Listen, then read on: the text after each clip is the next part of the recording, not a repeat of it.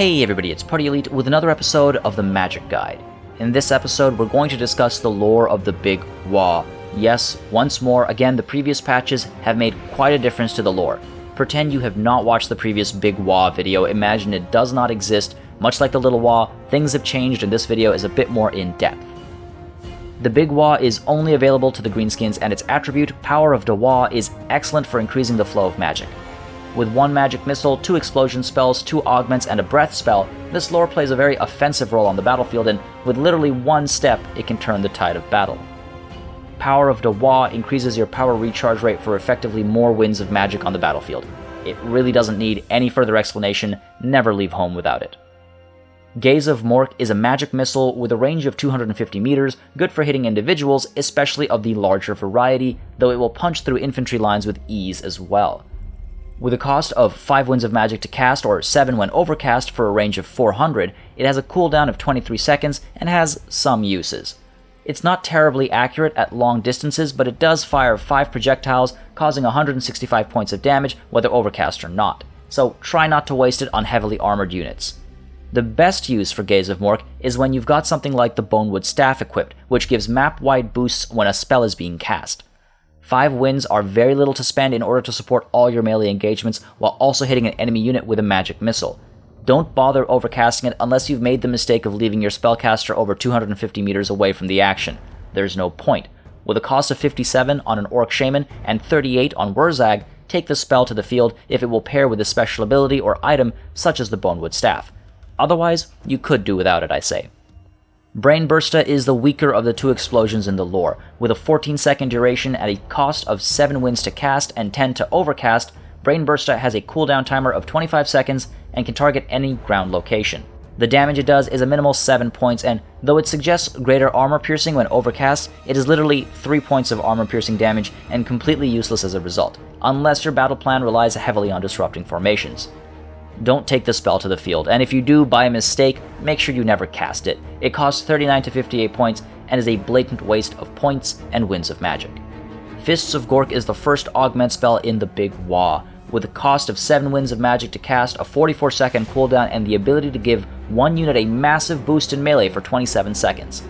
Buffing melee defense by 36, weapon damage by 22%, and melee attack by 34, this spell is absolutely great for overpowering the enemy and penetrating through the front lines or collapsing a flank and beginning an envelopment. Keep in mind that the boost to weapon damage is percentage based, so a unit that already causes a lot of hurt will get the most out of this. Make sure you don't stack this with Stand Your Ground or Waaagh though. An increased melee defense and melee attack only helps so much, as the minimum chance to hit is 10% and the maximum is 90%. A melee attack of 200 against an enemy melee defense of 0 is actually pretty wasteful. Win key engagements early on with Fists of Gork, and make sure that your high-value units, whether cavalry or on foot, don't take too much hurt before they move on to support other units. At a cost of 97 or 128 points, this is a must-take spell, but be very picky of when you use it. A cooldown of 44 seconds is quite long, so make sure you only cast it soon after engagements begin, rather than moments before lines meet. Eadbutt is a breath spell that costs 10 winds of magic to cast, or 19 to overcast for some extra damage. The tear-shaped cast is good for getting interesting angles of fire in, and can help you fire around corners to disrupt lines at choke points like city gates. You can use it to reduce the effectiveness of enemy charges and possibly completely negate them.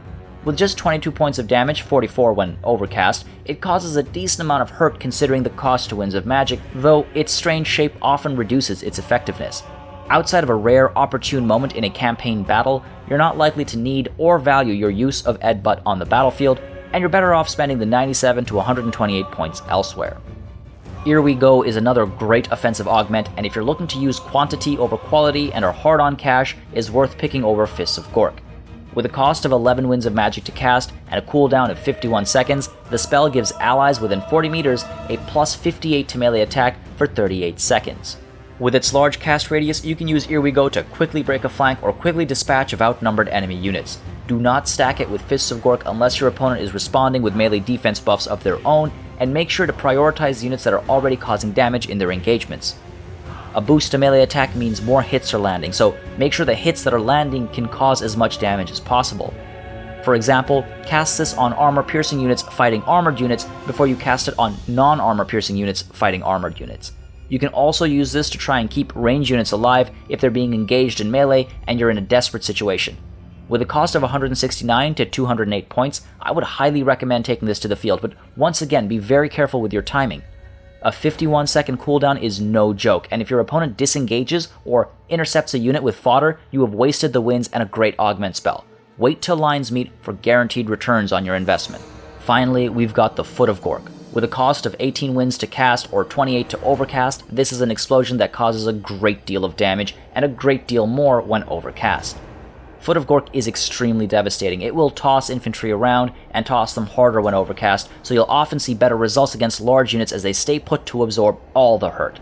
Foot of Gork does good damage whether overcast or not, but while it does 24 non-armor piercing and 12 armor piercing damage with a regular cast, it does 36 and 24 respectively when overcast.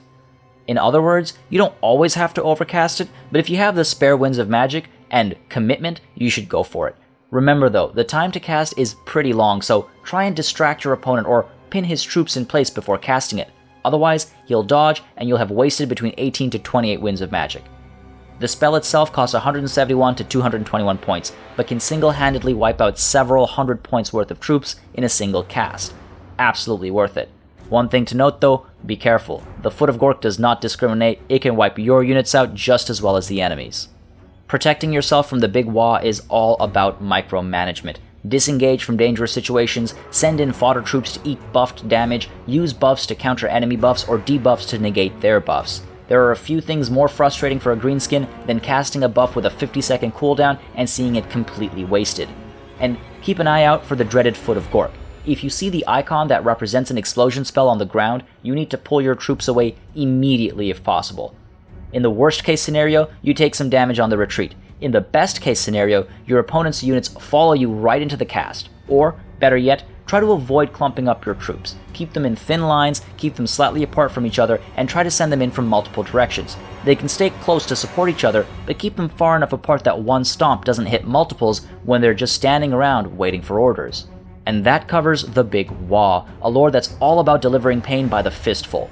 Fists of Gork and Here We Go are must-have spells, and I personally like to have Foot of Gork in my back pocket at all times.